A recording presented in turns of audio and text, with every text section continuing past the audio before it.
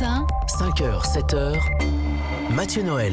Voici pour les titres de ce 1er février 2019. Et à côté de la mobilisation des Gilets jaunes, les enseignants en colère réunis dans un mouvement baptisé Stylo Rouge manifesteront demain à Paris, Lyon, Nice et Bordeaux pour dire leur inquiétude au sujet du pouvoir d'achat, des classes surchargées, du manque de reconnaissance aussi et de la réforme du bac. Bonjour Dominique Dubarry. Bonjour. Vous êtes professeur de SVT, sciences de la vie et de la terre, au lycée de Longjumeau dans l'Essonne. Vous faites donc partie de ces profs en colère qui manifesteront demain, les stylos rouges. On va évoquer tout ce qui ne va pas aujourd'hui selon vous dans l'éducation nationale. Mais déjà, s'il y avait un point sur lequel vous voudriez voir le gouvernement réagir vite, le problème en gros numéro 1 des profs en France aujourd'hui, c'est quoi ? Alors, c'est peut-être pas celui des profs, c'est déjà celui avant tout de la réforme et qu'il arrête de la faire en petite marathon et qu'il veuille bien l'arrêter, discuter et faire une vraie réforme constructive et non pas, pour l'instant, telle qu'elle est, plutôt déconstructive. Le problème, c'est un manque d'écoute de la part du gouvernement. Un manque d'écoute d'une façon générale. Il faut absolument qu'il revalorise le métier d'enseignant, puisque pour l'instant, on n'arrive pas à recruter, c'est bien qu'il y a un vrai problème. Et ça passe par quoi, la revalorisation du métier d'enseignant aujourd'hui ? Par une revalorisation du salaire, par une communication différente ? Par quoi ça passe ? La première des choses, ça passerait par le respect. Et la deuxième, par effectivement les revendications salariales qui sont au niveau du dégel du point d'indice ou d'augmenter les salaires. Et puis, voilà, ça c'est la premier axe. Le deuxième axe, c'est effectivement essayer de retrouver le respect des élèves, des parents, grâce à l'image qu'on donne de nous qui est complètement faussée dans les médias en fait. Si on se place donne de nous surtout.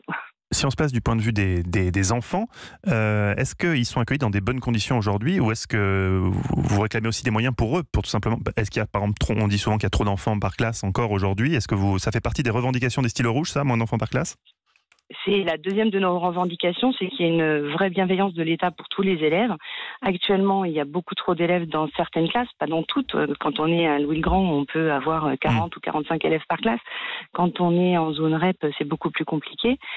Le nombre d'élèves, moi j'ai 2 classes de terminale, une à 35, une à 18. Celle à 18, c'est évidemment des élèves un petit peu plus peut-être en difficulté au départ, mais les 2 cours sont complètement différents. On n'avance pas au même rythme, on peut approfondir beaucoup plus les choses.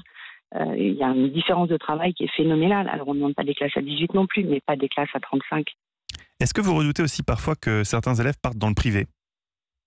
Il y en a beaucoup qui partent dans le privé. C'est quelque chose que vous constatez ? Et actuellement, avec les lycées à la carte, c'est-à-dire que la nouvelle réforme qui va faire des lycées vraiment à la carte, on risque effectivement de voir de plus en plus d'élèves se diriger vers le privé pour pouvoir obtenir les spécialités qu'ils vont vouloir demander. Alors à une époque, ça remonte peut-être loin malheureusement aujourd'hui, être prof c'était assez valorisant, c'était un métier très, très recherché. Est-ce qu'aujourd'hui vous conseillerez personnellement à un jeune de devenir prof ? Alors, je suis la 3e génération de profs de ma famille. Aucun de mes enfants n'a envie d'être prof. Ils m'ont trop vu avec mes copies qui me suivaient partout, mes cours à préparer, mes nuits blanches. Et pourtant, ils m'ont vu aussi passionnée par mon travail puisqu'ils ont été dans mon lycée. Ils ont très bien vu mon investissement, mon dynamisme, etc. Et pourtant, ils n'ont pas envie de l'être. Et j'ai conseillé mon métier pendant des années. Et j'avoue que cette année-là, j'ai pour la première fois dit réfléchissez bien avant de devenir prof. Réfléchissez bien. Dominique Dubarry, au cours de votre carrière, j'imagine que vous avez vu de nombreux mouvements sociaux toucher l'éducation nationale. Est-ce que la colère est différente aujourd'hui ? Elle est différente parce qu'elle est partie de la base et on essaye vraiment d'exprimer plein de choses à la fois. Je pense qu'en fait, la coupe est pleine. À un moment donné, on a fait beaucoup en se disant la priorité, c'est nos élèves. Et on s'est tu, on a avancé, on a essayé d'avancer dans leur direction et pour eux. Et là, à un moment donné, on a envie de dire stop, il faut quand même que ça s'arrête. Vous avez 53 ans, donc j'imagine de longues années d'expérience dans l'enseignement. Ce sont les moyens dans l'éducation ou les élèves qui ont changé ou voir les exigences, voir tout ça, les exigences des parents, pardon. Alors, ce qui a changé les élèves, c'est sûr qu'ils ont changé. On met un téléphone portable dans les mains d'un enfant de plus en plus tôt. Donc, évidemment, on a des réactions qui sont complètement différentes. Ils sont plus autonomes pour certaines choses et beaucoup moins pour d'autres. Et ensuite, Ensuite, vis-à-vis des parents, non, je pense que ça n'a pas tellement changé.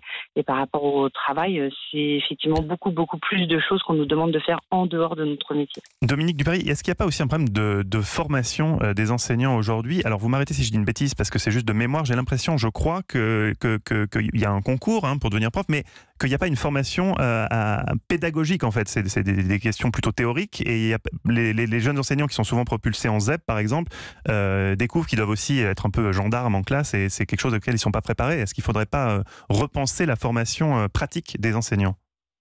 Il manque beaucoup de choses du côté de la psychologie, de l'apprendre à apprendre. Après, on a des formations, mais qui sont effectivement sur le contenu scientifique de nos disciplines. Pour le reste, c'est beaucoup trop superficiel. On découvre sur le terrain ce que c'est que des élèves. Vous faites donc partie... Même s'ils ont maintenant des stages. Vous faites partie des stylos rouges qui vont manifester demain. C'est une contestation donc, qui est née sur Facebook. Et est-ce que les syndicats, finalement, ne sont pas un peu en retrait? Ils n'ont pas raté le train de cette contestation-là? Est-ce que les syndicats étudiants comptent encore aujourd'hui? Enseignants. Les syndicats enseignants, oui. Mais il y a aussi des syndicats étudiants. Ils comptent encore. C'est pas du tout un mouvement qui est anti-syndicat. C'est simplement que les syndicats proposent pour l'instant des moyens d'expression qui n'étaient que la grève. Là, il y avait aussi un vrai besoin de vider son sac. Et je pense que la première étape sur Facebook, quand on relit tous les posts du départ, c'était vraiment ça. Montrer nos expériences, se communiquer entre nous, se rassurer, se dire non, il n'y a pas que moi qui vis ça. Et puis petit à petit, on a essayé d'aller vers autre chose. Après avoir exprimé ce ras-le-bol, on voudrait essayer de montrer qu'on peut travailler autrement et que l'on peut manifester autrement que par la grève.